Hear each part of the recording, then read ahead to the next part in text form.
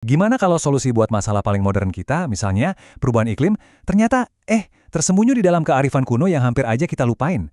Nah, kali ini kita bakal bongkar gimana masa lalu ternyata megang kunci buat masa depan kita semua. Oke, perjalanan kita mulai dari satu tempat spesifik, Desa Sade di Lombok. Kenapa di sini? Soalnya, tempat ini tuh kayak cerminan dilema besar zaman sekarang. Bayangin deh, di satu sisi ada budaya yang asli banget dijaga turun-temurun. Terus, di sisi lain, datang arus modernisasi yang nggak bisa dibendung. Pertanyaannya jadi, apa yang terjadi? Apa salah satunya harus kalah? Nah, masuk bagian pertama, aksi penyeimbangan sebuah desa. Yuk, kita lihat lebih dekat apa sih yang terjadi waktu sebuah warisan budaya tiba-tiba jadi daya tarik utama buat turis. Nah, ini dia nih jantung masalahnya.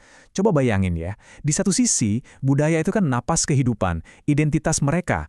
Tapi, di sisi lain budaya yang sama persis itu jadi sumber duit, jadi komoditas.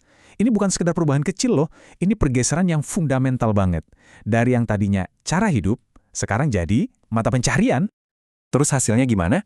Ternyata bukan kepunahan total, tapi adaptasi. Budayanya diubah-ubah dikit biar katakanlah lebih menjual ke wisatawan. Tapi ini kan jadi pertanyaan besar ya, sampai mana sih sebuah budaya bisa beradaptasi sebelum akhirnya, kehilangan jiwanya? Di mana coba garis tipis antara evolusi yang wajar sama komersialisasi yang justru mengikis keaslian? Oke, kita lanjut ke bagian kedua. Tekanan global terhadap budaya. Penting buat diingat, cerita Desa Sade ini bukan kasus yang aneh atau unik. Justru ini cerminan dari apa yang terjadi sama banyak banget komunitas lokal di seluruh penjuru dunia.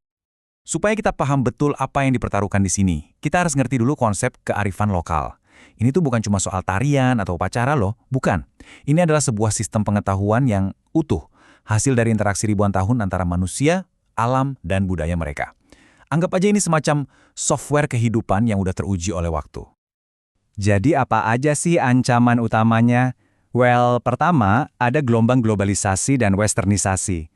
Terus, generasi mudanya sendiri makin banyak yang nggak tertarik. Lalu ada eksploitasi komersial, persis kayak di Desa Sade tadi. Dan yang terakhir, tentu aja, gempuran budaya pop global yang bikin suara-suara lokal jadi makin tenggelam. Lanjut ke bagian 3, perpustakaan kebijaksanaan yang hilang. Dan ini penting banget.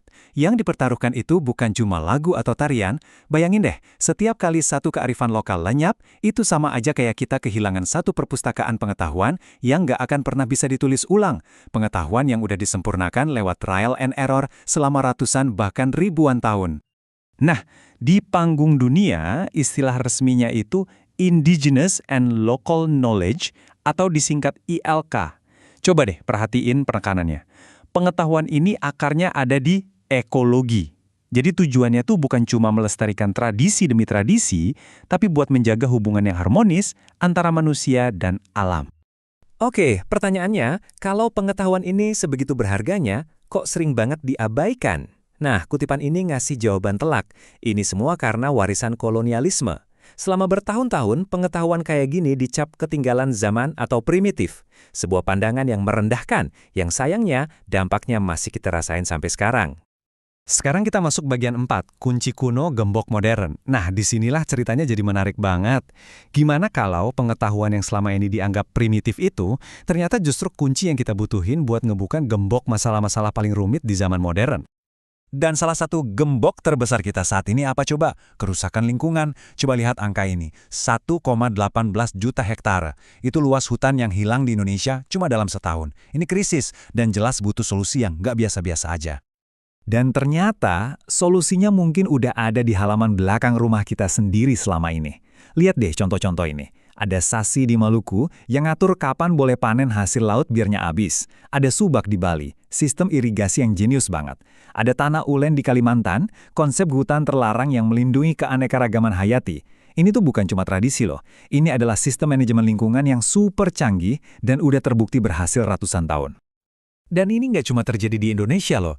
Di Australia ada kelompok penjaga hutan pribumi yang sukses melindungi spesies langka. Di Afrika Selatan ada praktik etnobotani yang menjaga kelestarian tanaman asli. Di India ada hutan-hutan suci yang jadi benteng terakhir keanekaragaman hayati. Jadi jelas banget kan, ini tuh aset global. Masuk ke bagian terakhir, masa depan bersifat lokal. Oke, kita udah lihat potensinya luar biasa. Pertanyaan berikutnya yang paling logis adalah, terus gimana caranya kita melindungi ini semua?